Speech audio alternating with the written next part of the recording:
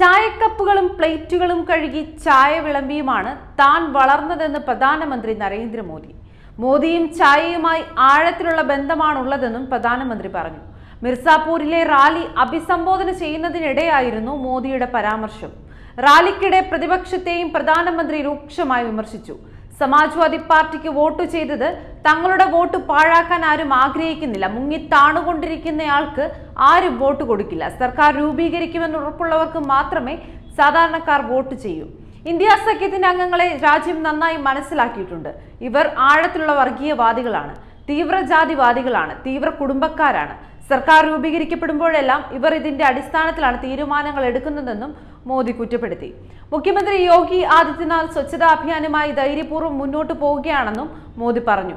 നമ്മുടെ രാജ്യത്തിന്റെ പവിത്രമായ ഭരണഘടനയും അവർ ലക്ഷ്യം വയ്ക്കുന്നു.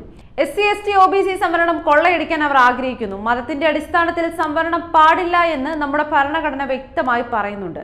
2012 ഉത്തർപ്രദേശ് നിയമസഭാ തെരഞ്ഞെടുപ്പിൽ സമാജ്വാദി പാർട്ടി പ്രകടന പത്രിക പുറത്തിറക്കിയിരുന്നു. ദളിതർക്കും പിന്നാക്ക വിഭാഗങ്ങൾക്കും സംവരണം ലഭിച്ചതുപോലെ മുസ്ലിങ്ങൾക്കും സംവരണം നൽകുമെന്ന് SP പ്രകടന പത്രികയിൽ പറഞ്ഞിരുന്നു. വോട്ട് ബാങ്ക് പ്രീതിപ്പെടുത്തുവാൻ ഇവർ SC ST OBCയുടെ അവകാശങ്ങൾ കവർന്നെടുക്കാൻ ശ്രമിക്കുകയാണെന്നും മോദി കുറ്റപ്പെടുത്തി.